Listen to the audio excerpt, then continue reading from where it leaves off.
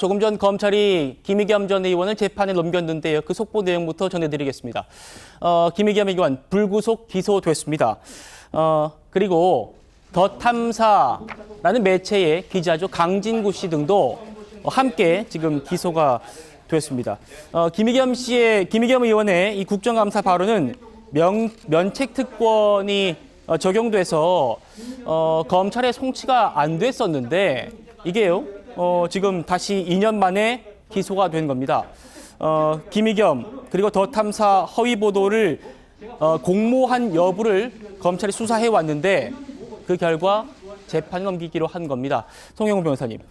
그러니까 제가 앞서 말씀드린 대로 이게 경찰 단계에서는 김의겸 전 의원이 국회에서 직무상 발언을 한 거다라면서 국회의원 면책 특권에 따라 불송치를 결정했었거든요. 그런데 어떻게 재판을 받게 된 겁니까? 그러니까 이 청담동 술자리 가짜뉴스 사건은요, 두 부분으로 나눠서 봐야 됩니다. 하나는 김의겸 의원이 국회에서 한 발언이고요. 다른 하나는 이 더 탐사라고 하는 유튜브 매체가 한 허위사실 적시, 허위 방송입니다. 이 두 부분으로 나눠서 봐야 되는데 오늘 검찰에서 나온 결론도 지금 언론 보도에 의하면은 이 김의겸 의원의 국회 발언 부분은 면책특권이 적용이 된다고 판단해서 불기소 처분을 했다고 합니다. 네. 다만 지금 어느 부분이 기소가 된 것이냐 하면은 앞서 네. 말씀드린 그 유튜브 방송 부분 이것에 관해서 김의겸 전 의원이 더 탐사와 공모했다고 본 것입니다. 즉 공모 공동정범인 것이죠. 공모 공동정범이다. 그렇습니다. 우리가 조금 전에 영상에서 봤듯이 김의겸 의원 스스로 제가 더 탐사와 협업을 한 것은 맞습니다. 이렇게 얘기를 하고 있지 않습니까? 네. 그러면은 김의겸 전 의원이 직접 그 방송을 하지 않았다고 하더라도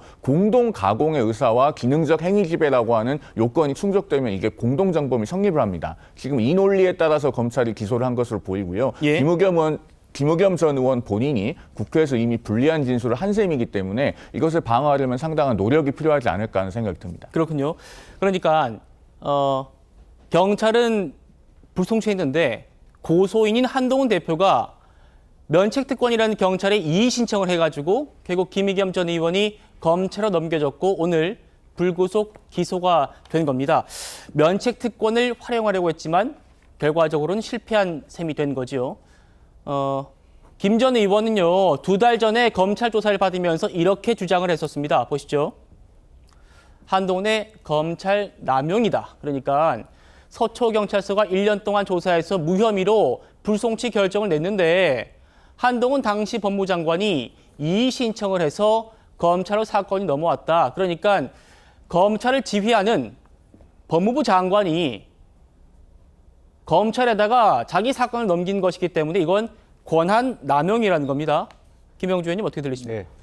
우선 이제 입장이 다른 것은 한동훈이라고 하는 사람을 고소인으로 볼 것이냐, 검찰을 지휘하는 말하자면 법무부 장관으로 볼 것이냐. 네. 그러니까 법무부 장관이었기 때문에 자기 권한 안으로 들어왔다라고 하는 것을 가지고 지금 현재는 권한 남용이라고 그렇게 얘기를 하고 있습니다만은 어쨌든 공식적으로 검찰이 법리적인 해석을 잘한 것 같습니다. 이제 면책특권 되는 부분은 기소하지 않고 실제로 유튜브 방금 송 변호사 얘기 있었습니다만은 공모 공동정범으로 이렇게 같이 이제 고소인의 문제 제기로 인해서 다시 한번 새로운 영역에서 소위 어떤 유튜브 부분에 대한 명예훼손, 정보통신망법에 대한 명예훼손으로 넣었기 때문에 예. 김의겸 의원 측의 어떤 불만과 문제 제기에도 불구하고 기소가 되지 않았나 그렇게 보여집니다. 그렇군요.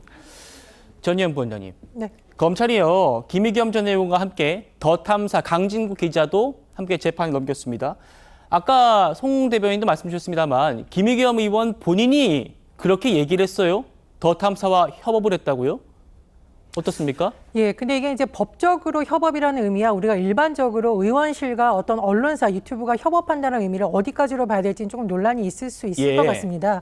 보통 우리가 이제 국정감사라던가 또는 정치인들이 어떤 의혹을 제기할 때 언론인이 미리 가서 취재를 하는 경우가 있습니다. 그럼 의원실에서 나중에 우리 협업 관계가 될 테니까 좀 기다려보라던가 이런 식으로 하는 경우가 많지 고의적으로 누구를 명예를 훼손할 목적으로 이렇게 처음부터 공모를 했을까 그 부분에 대해서는 좀 논란이 있을 거라고 보고요. 같고요.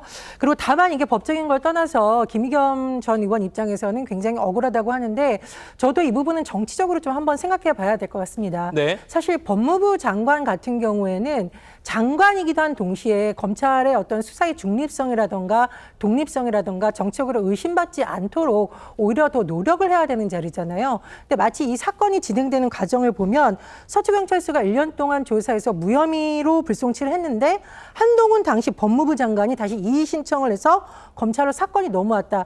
이거는 정치적으로 봤을 때 장관이 본인과 관련된 사건에 관해서 샅샅이 들여다보고 있는 것 아니냐는 의심을 살 수 있고 그건 정책으로도 비판이 나올 수 있다고 봅니다. 예.